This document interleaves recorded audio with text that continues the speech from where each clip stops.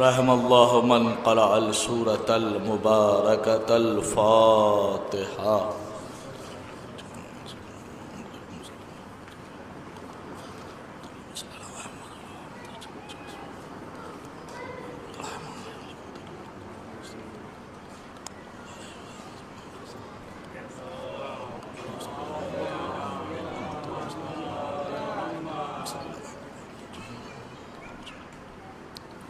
لا حول ولا قوة الا باللہ العلی العظیم۔ اعوذ باللہ من الشیطان الرجیم، بسم اللہ الرحمن الرحیم۔ الحمد للہ رب العالمین، الحمد للہ الذی لا یبلغ مدحتہ القائلون ولا يحصي نعماءه العادون ولا يعدي حقه المجتهدون، الذي لا يدركه بعد الهمم ولا يناله غوص الفتن، الذي ليس لصفته حد محدود ولا نعت موجود ولا وقت معدود ولا أجل ممدود، فطر الخلائق بقدرته ونشر الرياح برحمته ووتد بالصخور ميدان عرضه، اللهم صل وسلم وزد وبارك على صاحب الدعوة النبوية والصولة الحيدرية والعصمة الفاطمية والحلم الحسنية والشجاعة الحسينية والعبادة السجادية والماسر الباقرية والآثار الجعفرية والعلوم الكاظمية والحجج الرضوية والجود التقوية والنقاوة النقوية والهيبة العسكرية والغيبة الإلهية القائم،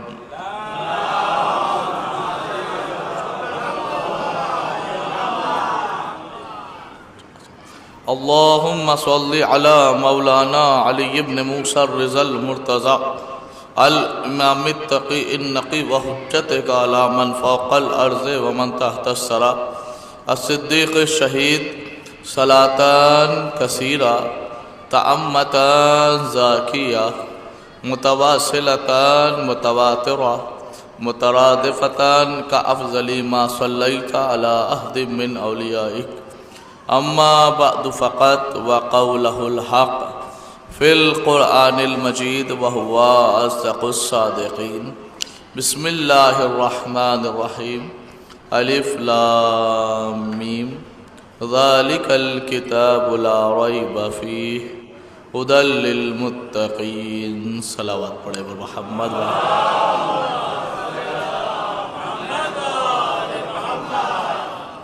زن محترم و معزز سامعین اکرام، حاضرین مجلس و عزاداران سید الشہداء و ماتم داران مظلوم کربلا، دلوں میں محبت علی کے چراغ جلانے والوں، آنکھوں میں محبت حسین کی ٹھنڈک محسوس کرنے والوں، ابتدائے مجلس میں خدائے وحدہ لا شریک کی بارگاہ میں انتہائی سپاسگزار ہوں کہ اس خالق کائنات نے ایک مرتبہ پھر آپ کی دیار محبت میں یہ موقع فراہم فرمایا کہ آپ کے اذہان عالیہ تک آپ کی پاک و پاکیزہ سماعتوں کے حوالے قرآن مجید کی آیات کے ذیل میں مناقب اہل بیت علیہم السلام بیان کر سکوں۔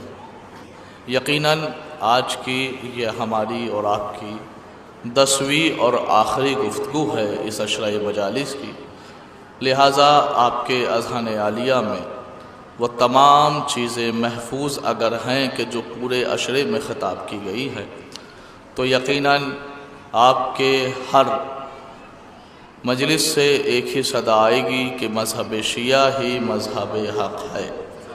اگر مذہب شیعہ حق پہ نہیں ہے تو پھر دنیا میں کوئی حق پہ نہیں۔ ایک صلوات پڑھے بر محمد وآلہ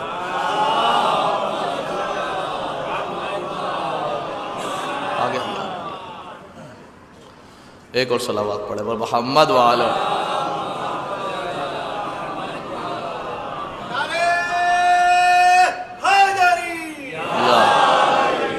وہ متوجہ. آج چونکہ جلوس کا دن ہے اور ظاہراً نقابت بھی ہونی ہے اور تبرکات بھی اذان سے پہلے ہی برآمد ہونے ہیں، تو دامن وقت میں گنجائش نہیں ہے کہ میں آپ کو تمہید میں رکوں، اور کل میں کچھ وعدہ بھی کر چکا ہوں آپ سے کہ مجھے پڑھنا کیا ہے، اس لیے جتنا ہو سکے گا جلد جلد آپ کی بارگاہ میں عرض کر رہا ہوں. پہلے تو 2 جملے آپ کی بارگاہ میں، یہ کہ آج پوری دنیا کو یہ خلش ہے کہ صاحب یہ قوم ایک ایسی قوم ہے کہ جو پورے سال پیسہ کماتی ہے اور ان 2 مہینوں میں دونوں ہاتھوں سے لٹاتی ہے. تو میں آپ کے اذہان عالیہ تک بات پہنچاؤں کہ دیکھیے، اگر پیسہ خرچ کرنے کی بات آتی ہے تو پیسہ تو خرچ سب کرتے ہیں، جس کی جیب میں پیسہ ہے وہ خرچ کرے گا، اگر کنجوس نہیں ہے تو خرچ تو سب کریں گے، لیکن دوسروں کے خرچ کرنے میں اور ہمارے خرچ کرنے میں فرق ہے. بھائی دنیا خرچ کر رہی ہے، مثلا کوئی پکنک پہ جاتا ہے، کوئی گھومنے جاتا ہے، بچوں کو سیر و سیاحت لے کے جاتا ہے، کوئی سنیما لے کے جاتا ہے، پوری دنیا خرچ کرتی ہے خوش ہونے کے لیے. پوری دنیا خرچ کرتی ہے خوش ہونے کے لیے، پوری دنیا خرچ کرتی ہے خوش ہونے کے لیے. فقط یہ قوم ہے جو خرچ کرتی ہے رونے کے لیے.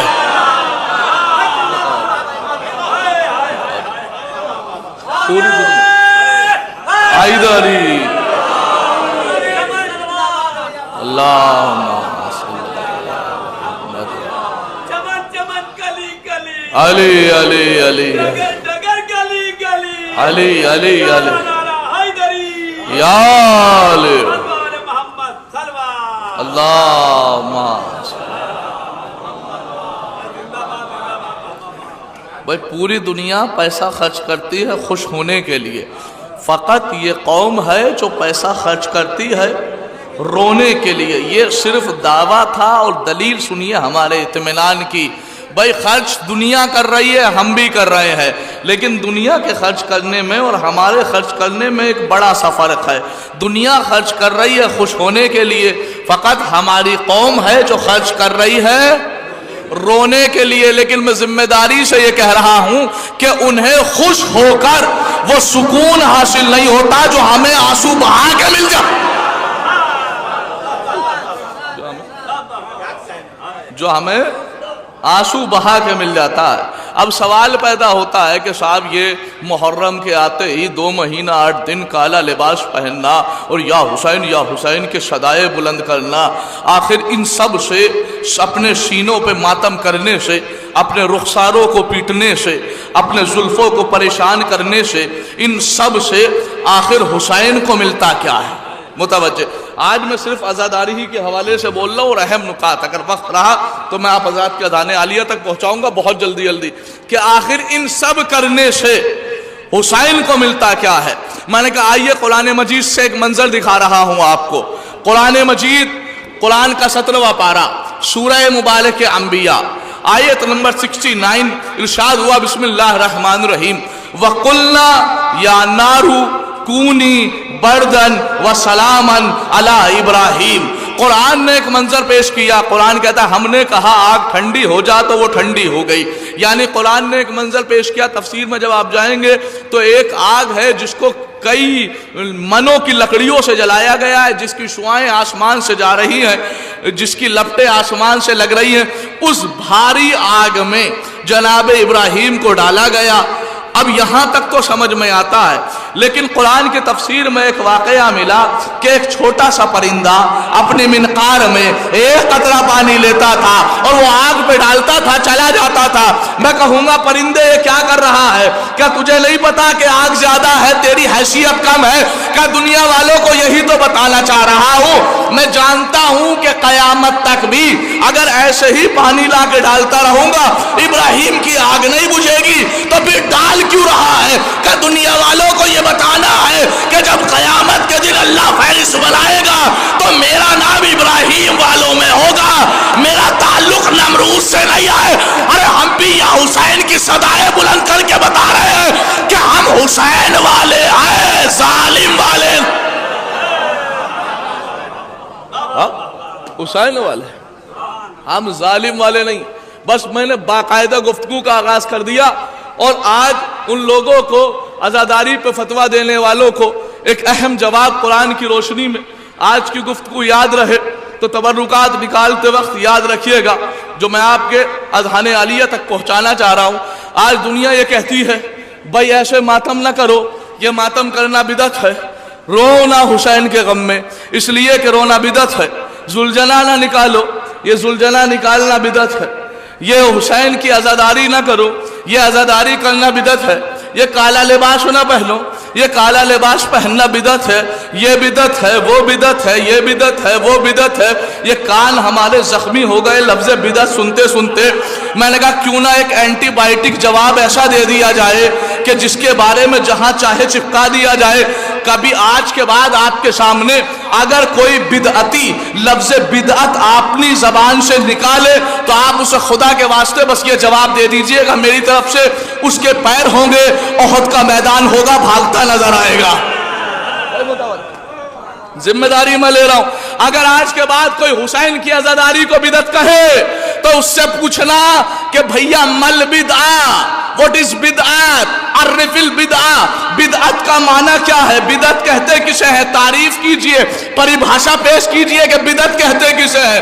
تو ایک ہی جواب ملے گا کہ بدعت وہ عمل ہے. متوجہ، بدعت وہ عمل ہے. ایک صلوات پڑھے بر محمد و آل محمد. آگے تو شکر.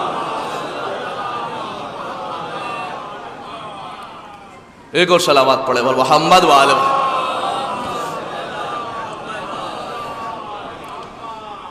تو حسین کی عزاداری کو اگر کوئی بدعت کہتا نظر آئے تو اس سے پوچھنا بھائی بدعت کہتے کسے ہیں. تو جواب ملے گا ہر وہ کام جو نبی کے زمانے میں نہ ہو، نبی کے بعد کیا جائے. ہر وہ کام جو نبی نے نہ کیا ہو، نبی کے بعد کیا جائے. ہر وہ کام جو نبی نے نہ کیا ہو، نبی کے بعد کیا جائے. ہر وہ کام جو نبی نے نہ کیا ہو، نبی کے بعد کیا جائے. ہر وہ کام جو نبی نے نہ کیا ہو، نبی کے بعد کیا جائے. تو بے ساختہ اس سے پوچھنا ارے جب بدعت اسے کہتے ہیں جو نبی نے نہ کیا ہو، نبی کے بعد کیا جائے، تو پوچھنا بتائیے کیا رسول اپنا خلیفہ بنا کے گئے تھے؟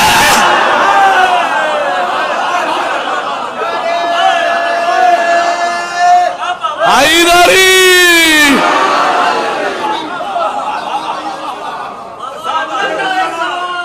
اللہ.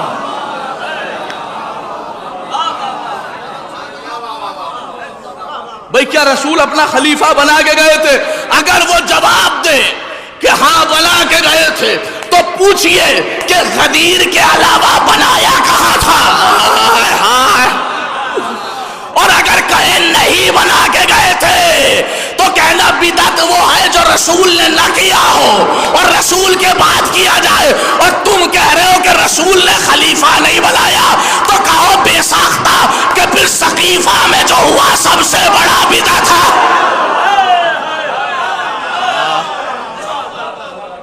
جو سقیفہ میں ہوا پھر وہ یا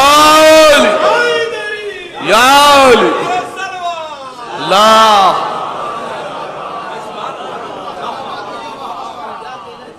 پھر سقیفہ میں جو ہوا وہ سب سے بڑا. اللہ بدعت ہے، بدعت ہے. کہ یہ سب تو ٹھیک ہے، آپ جواز دے چکے ہیں کہ ٹھیک ہے رونا ٹھیک ہے، یہ ٹھیک ہے. یہ بتاؤ کہ اب یہ روڈوں پہ آنا، یہ یا حسین کی صدائیں بلند کرنا، یہ جلوس نکالنا، یہ کہاں سے جائز ہے؟ میں نے کہا بھائی تو نے کبھی قرآن پڑھا؟ یہ قرآن سے جائز ہے. آئے ہائے ہائے، میں جلوس امام حسین قرآن سے ثابت کر رہا ہوں. ہے کوئی مفتی جو میرے سامنے آ کے حسین کے جلوس کو حرام کہہ سکے؟ آؤ اگر قرآن میں نہ ہوتا تو ہم نہ نکالتے. کہا قرآن میں ہے حسین کا جلوس. میں نے کہا واضح طور پہ قرآن میں ہے. کہا کہاں لکھا ہے؟ لیجئے حسینیوں آپ کے سامنے جو عمل آپ کرنے جا رہے ہیں اس کا جواز میں قرآن سے دے رہا ہوں. کہا نکالو قرآن مجید کا 6 پارہ سورہ مبارک النساء آیت نمبر 148 پارہ نمبر 6 صفحہ نمبر 102. ارشاد ہوا بسم اللہ الرحمن الرحیم لا يحب اللہ الجہر بالسوء من القول الا من ظلم. اللہ قرآن میں کہتا ہے لا يحب اللہ، اللہ کو ہرگز ہرگز پسند نہیں ہے، اللہ لائک نہیں کرتا، اللہ پسند نہیں کرتا کیا؟ الجہرا بالسوء من القول، کہ لوگ تیز آواز سے چیخیں، چلائیں، کسی برائی کے خلاف احتجاج کریں، پردرشن کریں، پروٹیسٹ کریں، جلوس نکالیں، اللہ کو ہرگز ہرگز پسند نہیں ہے۔ اللہ کو جلوس نکالنا پسند نہیں ہے۔ اگر آیت صرف اتنی ہوتی تو میں ذمہ داری لے رہا ہوں، میری قوم کا ایک بچہ بھی جلوس نکال کے روڈ پہ نہ آتا، لیکن آیت نے پڑھ کے جواز پیدا کر دیا، لا یحب اللہ الجہر بالسوء من القول، اللہ کو کسی کا بھی جلوس پسند نہیں ہے الا من ظلم، لیکن مظلوم کا جلوس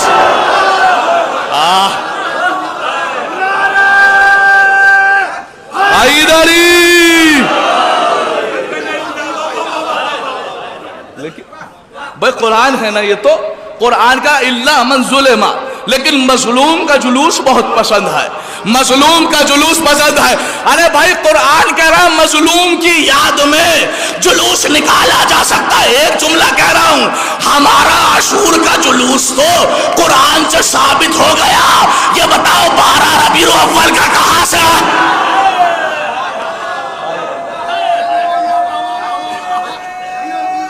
حیدری بھئی ہمارا تو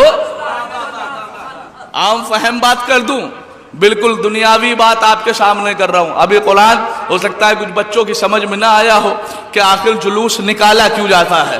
آئیے بالکل دنیا کی مثال آپ کے سامنے پیش کروں کہ جلوس نکالنے کی اصل وجہ کیا ہوتی ہے۔ خصوصاً نوجوان بچوں تمہارے لیے عرض کر رہا ہوں کہ جلوس کیوں نکالا جاتا ہے۔ یاد رکھیے، آپ نے اپنے یہاں الیکشن ہوتے دیکھے ہوں گے۔ کیا ہوتا ہے الیکشن میں؟ الیکشن سے پہلے ہر پارٹی، مثلا ہر پارٹی روڈ پہ آتی ہے، اپنے نشان کو بلند کر کے کہتی ہے ہم جیتیں گے۔ مثلا کانگریس والی پارٹی آتی ہے، وہ اپنے پنجے کے نشان کو بلند کر کے کہتی ہے ہم جیتیں گے۔ بھاجپا والی پارٹی آتی ہے، وہ اپنے کمل کے نشان کو بلند کر کے کہتی ہے ہم جیتیں گے۔ سماجوادی والی پارٹی آتی ہے، وہ اپنے سائیکل کے نشان کو بلند کر کے کہتی ہے ہم جیتیں گے۔ بسپا والی پارٹی آتی ہے، وہ اپنے ہاتھی کے نشان کو بلند کر کے کہتے ہیں ہم جیتیں گے۔ میں دلی سے ہوں، ہمارے یہاں ایک عام آدمی پارٹی ہے، وہ جھاڑو اٹھا اٹھا کے کہتے ہیں ہم جیتیں گے، ہم جیتیں گے، ہم جیتیں گے، ہم جیتیں گے، ہم جیتیں گے۔ الیکشن سے پہلے ہر پارٹی روڈ پہ آتی ہے اور اپنے نشان کو بلند کر کے کہتی ہے ہم جیتیں گے، ہم جیتیں گے، ہم جیتیں گے، ہم جیتیں گے۔ لیکن یہ کب تک ہوتا ہے؟ جب تک الیکشن نہیں ہو جاتا۔ لیکن جیسے ہی الیکشن ہوا اور نتیجے باہر آ جاتے ہیں تو ہر پارٹی روڈ پہ نہیں آتی، فقط وہ آتی ہے جو جیت گئی ہوتی ہے۔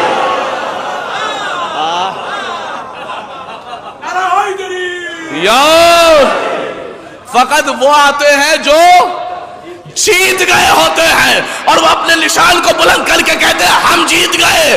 ارے یہی ہے کربلا کی مثال۔ 10 محرم سے پہلے یزید کہہ رہا تھا میں جیتوں گا، حسین کہہ رہے تھے میں جیتوں گا، لیکن جیسے ہی 10 محرم ہوا، جیسے ہی 10 محرم ہوا، جیسے ہی 10 محرم ہوا، ہر یزیدی ہار کے گھر میں بیٹھا، ہر حسینی جیت کے روڈ حیدری۔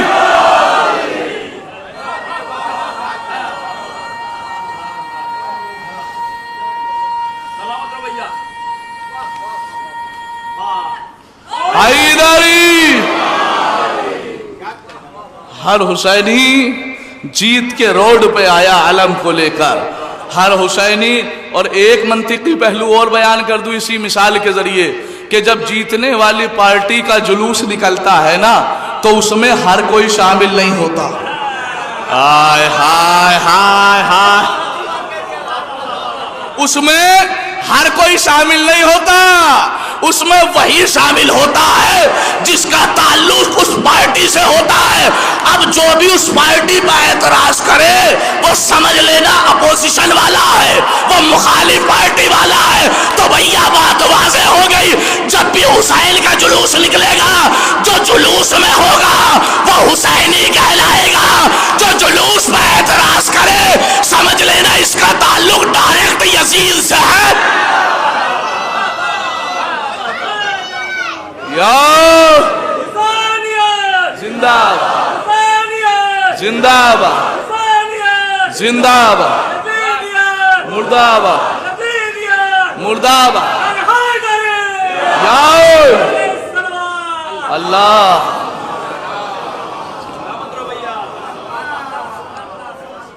اور آپ لاکھ کوشش کر لیجئے کہ جو ہار چکے ہیں وہ گھر میں بیٹھے ہوتے ہیں، آپ ان پہ لاکھ کوشش کیجئے کہ صاحب ذرا آ جائیے، تھوڑی دیر کے پارٹی پہ شریک ہو جائیے، تھوڑی دیر کے لیے جلوس میں آ جائیے۔ نہیں آئیں گے، کیوں نہیں آئیں گے؟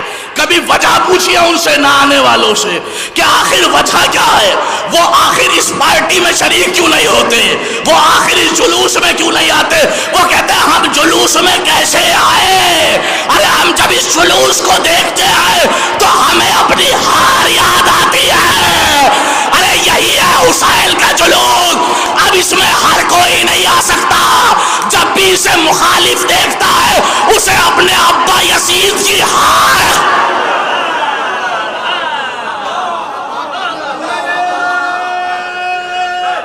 حیدری، اسے یزید کی ہار۔ اور سنو، یہ جو جلوس ہے یہ ظلم کے خلاف ایک آواز ہے، یہ مظلوم کی یاد میں ایک آواز ہے۔ اور اگر میں تاریخ سے نہیں پڑھنے کا عادی، میں قرآن سے آپ کی بارگاہ میں پڑھ رہا ہوں کہ ظلم کے خلاف آواز اٹھانا کیوں ضروری ہے، محرم منانا کیوں ضروری ہے، تبرہ کرنا کیوں واجب ہے، بروں کو برا کہنا کیوں ضروری ہے۔ آؤ قرآن سے پوچھو کہ آخر ہم جلوس کیوں نکال رہے ہیں، ہم عزاداری کیوں کر رہے ہیں، ہم دوسروں کو جو برے ہیں ان کو برا کیوں کہہ رہے ہیں، ہم ظلم کے خلاف آواز کیوں اٹھا رہے ہیں۔ سنو گے؟ آمادہ ہو تو میں قرآن کی آیتیں کھولوں، نکالتا ہوں قرآن مجید 30واں پارہ سورہ مبارک شمس۔ ارشاد ہوا بسم اللہ الرحمن الرحیم، والشمس وضحاها والقمر اذا تلاها والنہار اذا جلاها واللیل اذا یغشاها والسماء وما بناها والارض وما طحاها ونفس وما سواها فالهمها فجورها وتقواها قد افلح من زکاها وقد خاب من دساها كذب ثمود بتقواها اذ انبعث اشقاها فقال لهم رسول اللہ ناقۃ اللہ وسقیاها فکذبوہ فعقروها۔ یہ قرآن ہے، اس سورے میں اللہ نے 7 قسمیں کھائی۔ کتنی؟ 7 قسمیں۔ ذمہ داری لے کے کہہ رہا ہوں، آپ دوسرے سوروں کو اٹھائیں گے اس میں اتنی قسمیں نہیں ہیں۔ اللہ، پہلی بات تو یہ کہ کہنے والا اللہ، دوسری بات یہ کہ قرآن میں کہہ رہا ہے، اور تیسری بات یہ کہ 7 قسمیں کھا کے بتا رہا ہے۔ اب سوچئے کتنی ضروری بات ہوگی، ذرا تصور کیجئے کہ آخر کتنی ضروری بات ہوگی جو 7 قسمیں کھا کے اللہ بتا رہا ہے۔ اب وہ سن لیجئے مجھ سے کیا ہے۔ قرآن مجید میں اللہ نے 7 قسمیں کھا کے کہا فَكَذَّبُوهُ فَعَقَرُوهَا، ان سب نے صالح کو جھوٹا کہا اور ان سب نے جناب صالح کی اونٹنی کے پیر کاٹ دیے۔ نہیں پہنچے آپ؟ نہیں پہنچے گے، مجھے یقین تھا نہیں پہنچ سکتے، اس لیے کہ یہ بغیر شان نزول کے میں نے پڑھ دی۔ شان نزول سن لیجئے، بس 2 لمحہ رک جائیے، نتیجہ دے رہا ہوں۔ شان نزول یہ ہے کہ ایک نبی ہے جناب صالح، سنا ہوگا آپ نے۔ جیسے ہی اللہ نے ان کو بھیجا اور انہوں نے لوگوں سے کہا، لوگوں میں اللہ کا نبی ہوں، میں رہبر بن کے آیا ہوں، میں تمہارا سردار بن کے آیا ہوں، تو اس وقت چاہے کافر تھے، مشرک تھے، یہودی تھے، عیسائی تھے، جو مانیے تھے، انہوں نے بے ساختہ ایک جملہ کہا کہ تم نبی ہو، تم ہمارے رہبر بن کے آئے ہو، ہم کیسے مانیں؟ کو اب نبی بن کے آئے ہو تو معجزہ دکھاؤ، اپنا گواہ پیش کرو تاکہ ہم بات مانیں، اپنا گواہ پیش کرو تاکہ ہم مانیں، کوئی دلیل دو تاکہ ہم مانیں، کوئی دلیل دو تاکہ ہم مانیں، کوئی دلیل دو تاکہ ہم مانیں۔ میاں مذہب سے کافر ہے لیکن اس کو بھی اتنا پتا ہے کہ بغیر دلیل کے رہبر کو نہیں مانا جا۔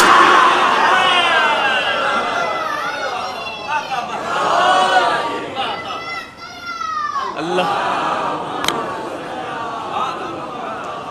बगैर दलील के रहबर को नहीं माना जाता, काफिर है पता है, वो पता नहीं मुसलमान कैसे थे जिन्होंने बगैर दलील के किसी बूढ़े को रहबर मान लिया, बगैर दलील के सकीफा में मना दिया गया, मान लिया। खैर छोड़िए इस बात को। तो मैं कह रहा हूं उन्होंने कहा कि दलील दीजिए। जैसे ही दलील की बात आई, अल्लाह से कहा परवरदिगार ये दलील मांग रहे, क्या घबराते क्यों, तुम्हें नबी बना के भेजा है, पहाड़ पे जाओ, पहाड़ पे जाके हाथ रख के कहना कि मुझे गवाह चाहिए। जनाबे साले अपनी कौम को लेके गए, पहाड़ पे हाथ रखा, कहा मुझे गवाह चाहिए, पहाड़ फटा और एक ऊंटनी निकल आई, पहाड़ फटा एक ऊंटनी निकल आई, कहा हाज़िही नाक़तुल्लाह, ये अल्लाह की ऊंटनी है, इसे हाथ न लगाना अज़ाब आ जाएगा, ये अल्लाह की ऊंटनी है, इसे हाथ न लगाना अज़ाब आ जाएगा, ये अल्लाह की ऊंटनी है। और गवाह बन के आई है नबी की। ए परवरदिगार, अगर ऊंटनी ही को गवाह बनाना था तो हजारों ऊंटनियां बंधी पड़ी थी, किसी को भी गवाह बना देता। का नहीं, दुनिया वालों को कैसे पता चलता कि अगर किसी नबी का गवाह मुझे बनाना होता है तो पत्थरों को चीर के भेजता। मियां साले का गवाह बनी ऊंटनी तो पहाड़ को फाड़ के आई, मोहम्मद का गवाह अली आया तो काबे की दीवार।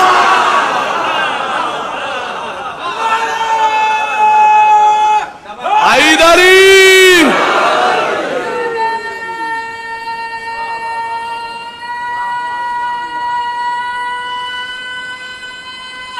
हैदरी वह मुतवज्जे, मेरे पास वक्त नहीं है, बहुत जल्दी जल्दी अर्ज कर रहा हूं। कहा ये अल्लाह की ऊंटनी है, खबरदार नाकतुल्लाह है, नाकतुल्लाह है। यहां पे भी एक जुमला रुक के कह दूं, अल्लाह की ऊंटनी है। आज लोग कहते हैं अली ऐनुल्लाह कैसे, अली ऐनुल्लाह कैसे, अल्लाह को आंखों की जरूरत है, अली यदुल्लाह कैसे, अल्लाह को हाथ की जरूरत है, अली उज़्नुल्लाह कैसे, अल्लाह को कान की जरूरत है, अली लिसानुल्लाह कैसे, अल्लाह को जबान की जरूरत है। अरे कुरान पढ़, ये ऊंटनी नाकतुल्लाह कैसे, अल्लाह को ऊंटनी की जरूरत है। हा? लेकिन मंसूब है, चूंकि नबी की गवाह है। जब नबी की गवाह ऊंटनी अल्लाह से मंसूब हो सकती है तो जो मोहम्मद का गवाह बन के आया हो। भाई मुतवज्जे, बहुत जल्दी अर्ज कर रहा हूं। तो मैं अर्ज कर रहा था आपकी बारगाह में कि जुल्म के खिलाफ आवाज उठाना क्यों जरूरी है, बुरे को बुरा कहना क्यों जरूरी है, तबर्रा करना क्यों वाजिब है, मुहर्रम का जुलूस निकालना क्यों जरूरी है। मुतवज्जे, का ये अल्लाह की ऊंटनी है, खबरदार कोई भी इसे हाथ न लगा देना। लेकिन हर कौम में कोई ना कोई मुनफरिद आदमी जरूर होता है जिसे जो मना करो यही करूंगा। हर जगह कोई ना कोई नमूना जरूर होता है। जनाबे साले की कौम में भी एक नमूना था, कहने लगा अच्छा ये अल्लाह की ऊंटनी है, अगर छुआ तो अजाब आ जाएगा। फौरन तलवार निकाली और कहने लगा साले तुम झूठ बोल रहे हो, तुम झूठे हो। और कह के तलवार उठाई और उस ऊंटनी के पैरों, चारों पैर काट दिए, चारों पैर काट दिए। कितने आदमियों ने काटे? एक ने। जनाबे साले को कितने आदमियों ने झूठा कहा? एक ने। भाई मुतवज्जे, सिर्फ एक आदमी ने, जिम्मेदारी ले रहा हूं कुरान की तफसीर की और कुरान की आयत की, तारीख कह रही है एक आदमी ने काटे। अब फिर पढ़ता हूं आपके सामने आयत। कुरान में 7 कसमें खा के अल्लाह ने कहा, उलमाए किराम बैठे हैं मेरी बात की तायीद करेंगे कि जमा का सेगा है। कुरान कह रहा है फकज़्ज़बूहु फ़अक़रूहा, उन सब ने झूठा कहा, उन सब ने ऊंटनी के पैर काट दिए। ए मेरे अल्लाह, काटे एक ने थे, नतीजा ये हुआ कि 70,000 लोगों पे अजाब आ गया, 70,000 लोगों पे अजाब। ए परवरदिगार, काटे एक ने थे, अजाब एक पे नाजिल करता। का नहीं, यही तो बता रहा हूं कि जालिम से जुल्म करने वाला नहीं होता। अरे जो जालिम को बुरा न कहे,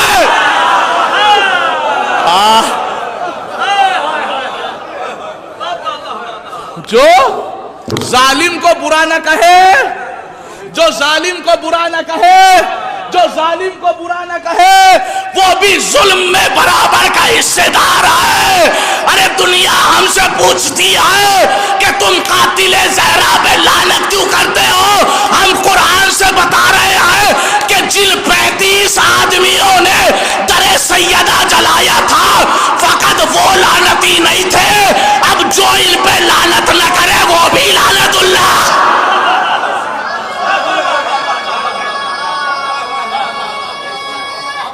حیدری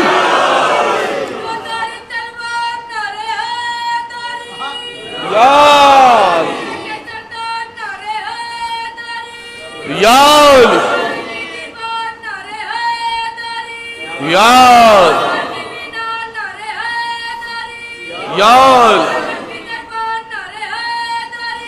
یار یار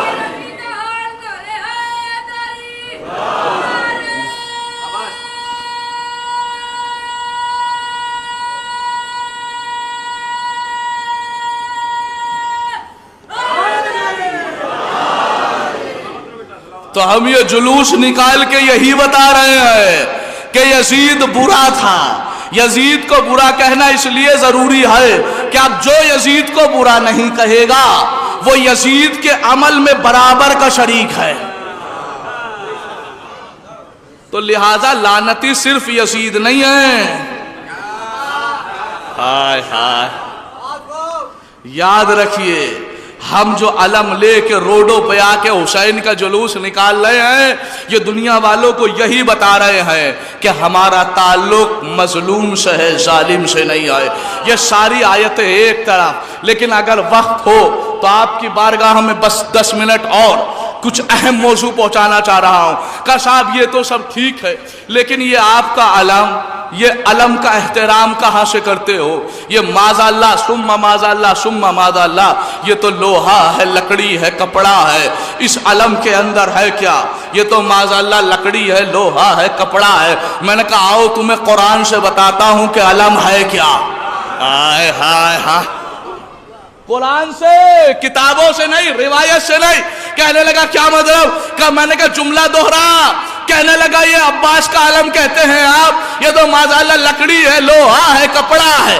لکڑی ہے لوہا ہے کپڑا ہے. میں نے کہا خبردار یہ جملہ تو مجھے سنا سنایا لگ رہا ہے.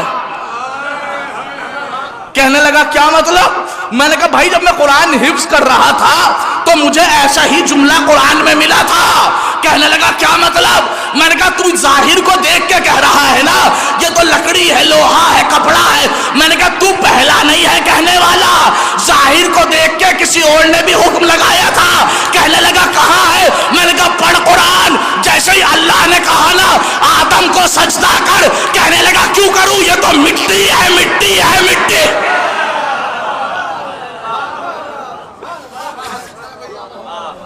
جو ظاہر کو دیکھ کے حکم لگائے وہ ابلیس والا ہوتا ہے. سجدہ فرشتوں نے بھی کیا تھا لیکن انہیں پتا تھا یہ خالی مٹی نہیں ہے اس کی نسبت ایک ولی اللہ سے ہے ایک خلیفت اللہ سے ہے.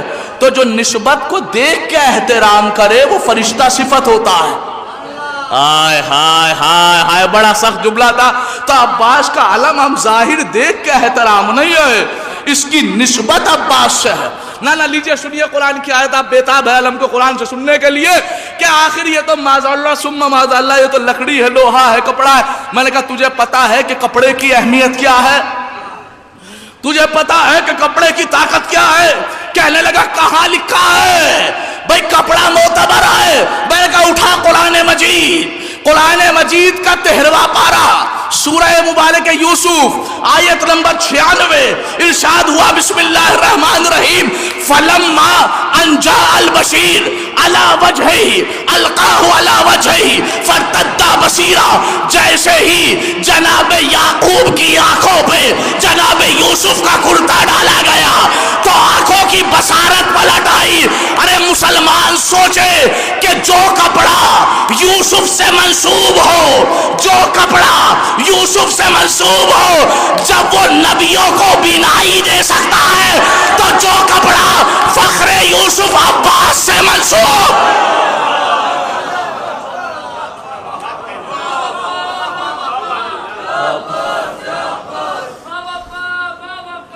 یا عباس یا سکینہ یا عباس یا عباس یا سکینہ یا عباس علمدار علمدار یا عباس یا عباس علمدار علمدار یا عباس یا عباس. حیدری متوجہ. تو جس کپڑے کی نسبت یوسف سے ہو وہ نبیوں کو بینائی دیتا ہے. تو جس کپڑے کی نسبت غازی عباس سے ہو نہ اور سنیے. کہا یہ کیا ہے؟ کہا لکڑی ہے. میں نے کہا بھیا تجھے لکڑی کی طاقت پتا ہے؟ کہنے لگا کیا مطلب؟ میں نے کہا لکڑی وہاں کام آئی ہے جہاں آگے بھی موت پیچھے بھی موت. کہاں؟ کہا آگے دریائے نیل، پیچھے فرعون کا لشکر، بیچ میں کلیم اللہ اللہ سے کلام کر کے کہتا اللہ بچا لے، آگے بھی موت پیچھے بھی موت. کہا گھبراتے کیوں؟ تمہارے ہاتھ میں لکڑی تو ہے نا.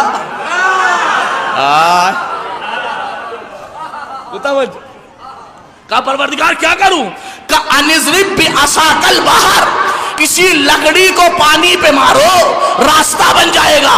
اب ذرا توجہ کیجئے.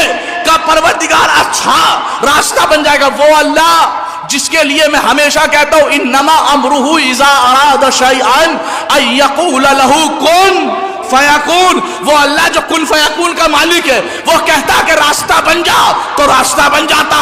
وہ کہتا موسیٰ تم اپنا پیر پانی پر رکھ دو، پانی کی طاقت نہیں ہے کہ تمہیں ڈبو سکے، تو بھی راستہ بن جاتا. اللہ نے لکڑی ہی سے کیوں راستہ بنوایا؟ اور ایک راستہ نہیں 12 راستے بنوائے. اے پروردگار لکڑی کے ذریعے ہی کیوں؟ اور وہ بھی 12 راستے کیوں؟ کہ یہی تو بتانا چاہ رہا ہوں کہ اس لکڑی کا 12 سے پرانا رشتہ ہے.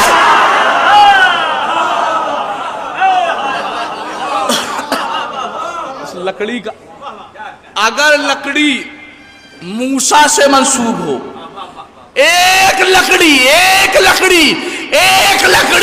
ایک نبی سے منسوب ہو تو بچاؤ کے لیے 12 راستے بنا دیا ہے. جب ایک لکڑی 12 الگ الگ سے منسوب ہو جائے تو سوچو نجات کے کتنے دروازے کھلے. تیسری چیز لوہا. کا تمہیں لوہے کی طاقت کا اندازہ ہے؟ کہنے لگے کیا ہے؟ میں نے کہا اٹھاؤ قرآن مجید کا 22واں پارہ سورہ مبارک سبا آیت نمبر 10. ارشاد ہوا بسم اللہ الرحمن الرحیم وَلَقَدْ آتَيْنَا دَاوُودَ مِنَّا فَضْلًا يَا جِبَالُ أَوِّبِي مَعَهُ وَالطَّيْرَ وَأَلَنَّ لَهُ الْحَدِيدَ. جناب داؤد بھوکے ہیں، کھانے کو کچھ نہیں ہے، گھر میں فاقہ ہو رہا ہے، بچے بھوکے ہیں. پروردگار بھوک کے مارے جان نکلی جا رہی ہے. کہا داؤد گھبراتے کیوں؟ تمہارے ہاتھ میں لوہا تو ہے نا.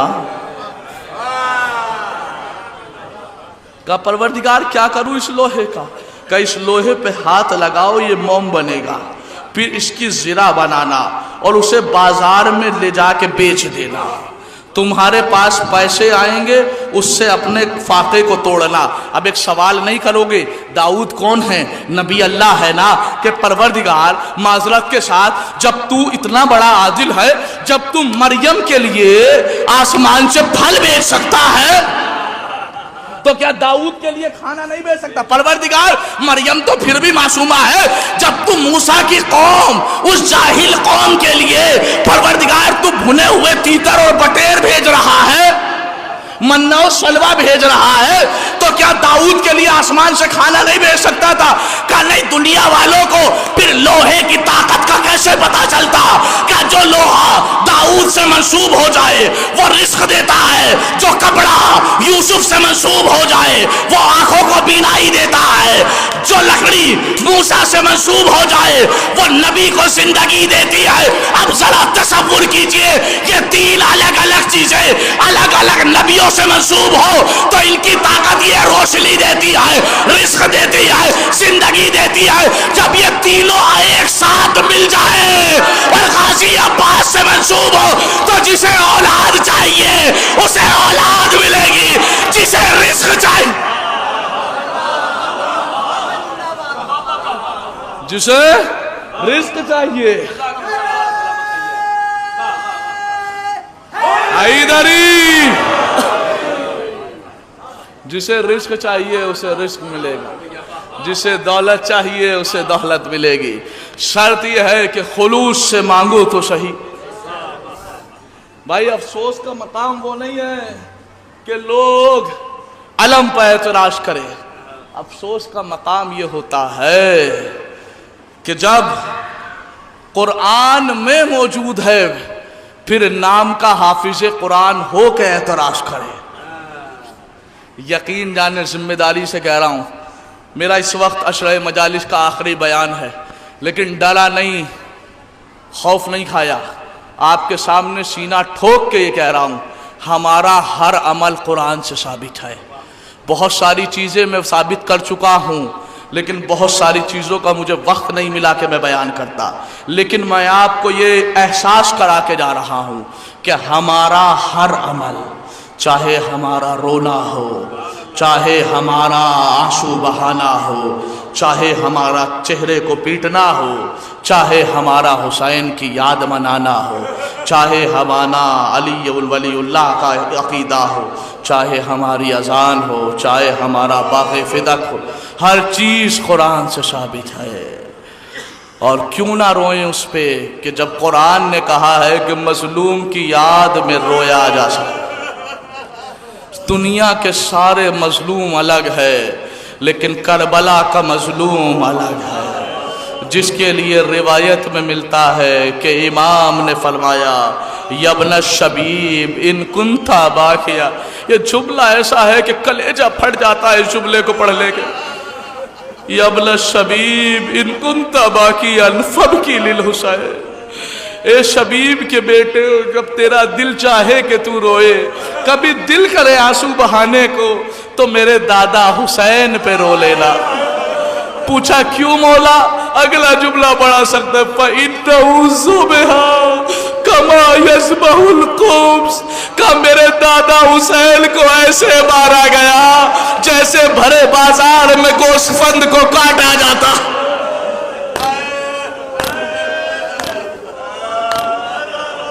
اے مولا، آقا یہ ہاتھ جڑے ہوئے ہیں آپ کے سامنے، اے مولا اگر ہم گوسفند کو ذبح کرتے ہیں، مولا ہم کم سے کم پانی تو پلاتے ہیں۔ آپ کے دادا کہتے ہوئے گئے الالتشا،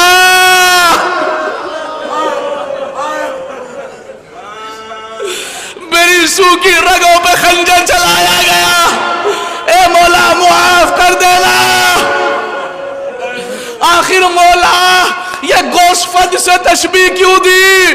آپ امام وقت ہے، بتا دیجئے کہ مجھے کچھ سمجھ میں نہ آیا۔ مجھے ایک وجہ سمجھ میں آئی کہ شاید مولا یہ کہنا چاہتے تھے کہ گوسفند کو جب مارا جاتا ہے نا تو کوئی یہ نہیں پوچھتا اس کی غلطی کیا تھی۔ ارے کہا میرے دادا حسین کو مارا جا رہا تھا، کوئی نیزہ مار رہا تھا، کوئی بالا مار رہا تھا، کوئی پتھر اٹھا کے، کسی نے یہ نہ پوچھا کہ زہرا کے لال کا جرم۔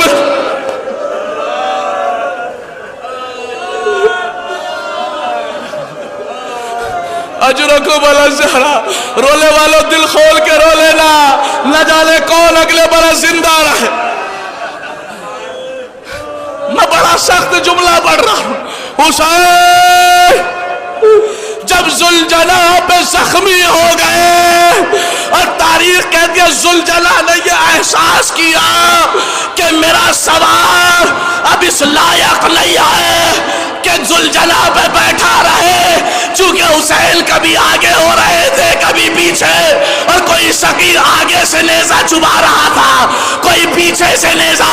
جب حسین سمجھ گئے، ذوالجلال کو یہ احساس ہوا کہ حسین اب زین پر نہیں ٹک سکتے، اس نے چاروں طرف گردن گھمائی کہ مجھے سمجھ میں یہ نہیں آ رہا کہ ذوالجلال گردن کیوں گھما رہا ہے۔ ارے شاید ذوالجلال گردن نہیں گھما رہا بلکہ حسین کی دکھیاری ماں کو دیکھ رہا ہے۔ کہاں ہے ماں؟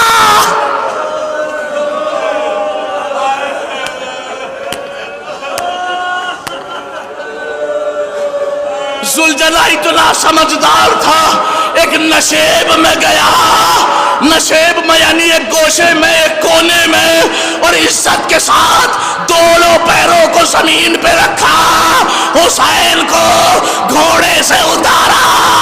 ارے جیسے ہی حسین نشیب میں اترا، ایک دکھیاری ماں نے آگوش پھیلا دی، آجا میرے چکیوں کے پالے حسین۔ جملہ سن لینا، ادھر حسین نشیب میں اترا، ادھر شمر ملعون خود خنجر لے کے آگے بڑھا۔ ارے خنجر تیز تھا لیکن اس نے مار مار کے کند کر لیا تھا۔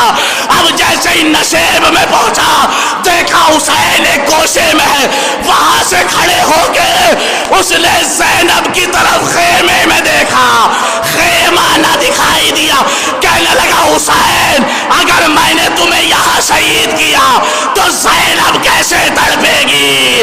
ارے زلفیں پکڑے حسین کو گھسیٹا، مقتل میں لایا، آواز دی زینب۔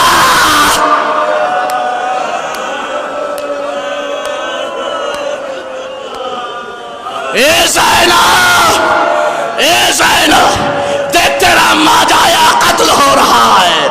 خنجر چلایا، روایت کہتی ہے خنجر پلٹ گیا، پھر چلایا، پھر پلٹ گیا، پھر چلایا۔ اب جو خنجر پلٹا، عمر سعد نے کہا شیم تیرے ہاتھوں کو کیا ہوا؟ کہ جیسے ہی خنجر چلاتا ہوں ایک بی بی اپنا سر رکھ دیتی ہے، کہتی ہے شبر لبان، ارے میں نے راتوں کو اٹھ اٹھ کے پانی پلایا ہے، ایک قطرہ پانی پلایا۔ اجرکم اللہ۔ آخری فقرہ مجھ سے کتاب کا حوالہ لے لو تاکہ کوئی بعد میں پریشان نہ ہو۔ کتاب ہے الارشاد، عربی متن کی لکھی ہوئی ہے۔ اس سے بڑا مقتل میری نظر میں لحوف اور الارشاد سے بڑا کوئی نہیں ہے۔ اب اس میں ایک بڑا سخت جملہ لکھا ہے، آپ نے خطبہ و ذاکرین سے لفظ ضرب سنا ہوگا کہ حسین کے گلے پہ ضرب ماری گئی۔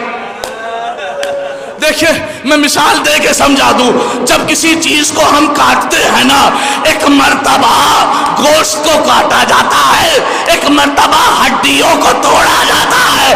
کہتے جو خنجر تھا وہ اتنا کند ہو گیا تھا، ارے جب گلے پہ چلایا، گلے پہ نہ چلا تو اس نے ایسے خنجر مارا کہ حسین کے گلے پہ ضرب مارتا رہا۔ حسین نے کہا نانا، دوسری ضرب میں کہا بابا، تیسری ضرب میں کہا اماں۔ شمر کہتا ہے مقتل کا جملہ کہ جب میں 16 ضربیں مار چکا اور آخری ضرب رہ گئی تھی، کہ مجھے ایسا لگا کہ حسین کا سر گردن سے، سر جسم سے الگ ہو گیا ہے، لیکن تھوڑی سی کھال جسم سے ملی ہوئی تھی۔ ارے میں یہ سمجھا کہ حسین اس دنیا سے چلے گئے، ارے میں نے خنجر اٹھایا، لیکن اسی اثنا میں نے دیکھا آخری فقرہ ہے، رو لیے تو تمہارا مقدر، کہ جیسے ہی میں نے خنجر اٹھایا میں نے دیکھا حسین کے لب ہل رہے ہیں، کہ میں یہ سمجھا کہ حسین شاید پانی مانگ رہے ہیں۔ آخری ضرب پہ جب میں مارنے جا رہا تھا میں نے دیکھا حسین کسے یاد کریں گے، ارے اب جو میں نے ضرب مارے